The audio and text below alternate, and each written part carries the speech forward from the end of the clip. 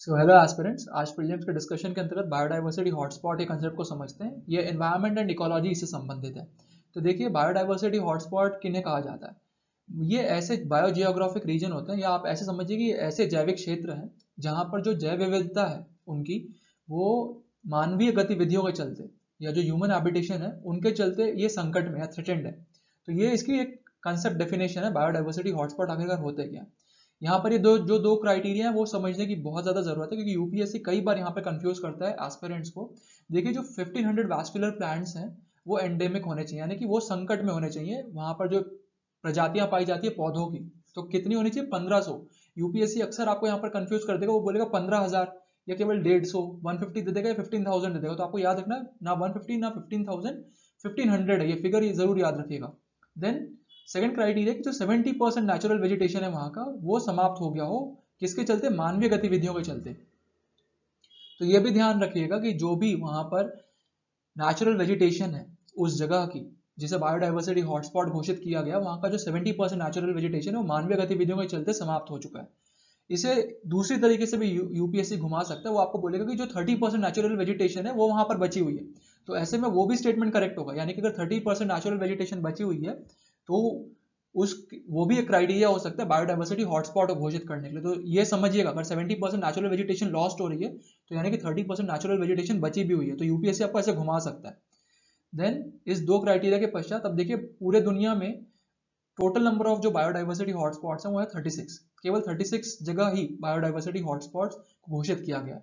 भारत में 4 biodiversity hotspots हैं। तो ये याद जरूर रखिएगा कहाँ कहाँ पर बायोडाइवर्सिटी हॉटस्पॉट्स है इंडिया में। पहला हिमालयास, सेकंड है वेस्टर्न घाट्स, थर्ड है इंडो बर्मा रीजन। ये इंडो बर्मा रीजन आपके नॉर्थ ईस्ट एरिया में आता है, जो नॉर्थ ईस्ट स्टेट्स है वहां पर आता है Indo Burma region. And then fourth है अंडमान एंड निकोबार आइलैंड्स। तो ये कंसेप्ट प्लीज आप ध्यान में रखिएगा ठीक तरीके से, क्योंकि यहाँ से ही यूपीएससी कई बार कंफ्यूज करता है जब वो क्वेश्चंस देता है। तो चलिए आज के प्रश्नों को देखते हैं।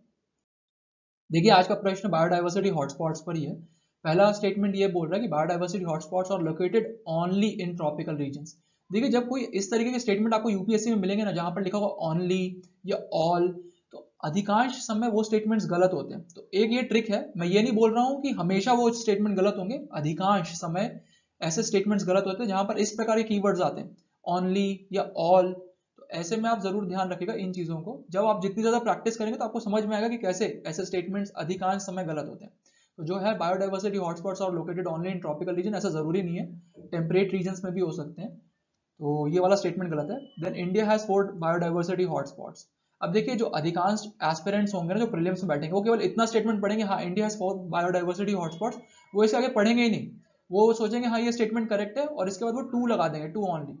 आपको इसके आगे भी पढ़ना है क्या लिखा हुआ है। देखिए, लिखा है हिमालयास, बिल्कुल सही है, हिमालयास है। वेस्टर्न घाट्स, ठीक है, वेस्टर्न घाट्स भी है। ईस्टर्न घाट्स दिया है अब यहाँ पे बीच में, तो ईस्टर्न घाट्स नहीं है। तो ऐसे में ये स्टेटमेंट गलत हो जाता है। अंडमान एंड निकोबार आइलैंड भी है लेकिन ईस्टर्न घाट्स नहीं है, तो ऐसे में सेकंड स्टेटमेंट भी रॉन्ग है।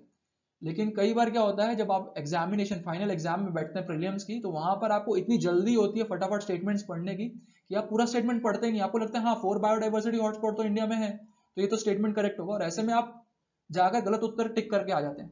तो ठीक से पढ़िएगा स्टेटमेंट्स को ध्यान से, और इस प्रकार के जो स्टेटमेंट्स होंगे जहां पर केवल ओनली आ रहा है या ऑल आ रहा है, उन्हें ध्यान से पढ़िएगा। अधिकांश समय वो गलत होते हैं। फिर से मैं दोहरा रहा हूं अपनी बात, अधिकांश समय, जरूरी नहीं कि हमेशा गलत होगा, अधिकांश समय गलत होता है ऐसा यूपीएससी में जब इस प्रकार के क्वेश्चन आते हैं। मैं आशा करता हूं आपको चीजें समझ में आई होगी। Thank you.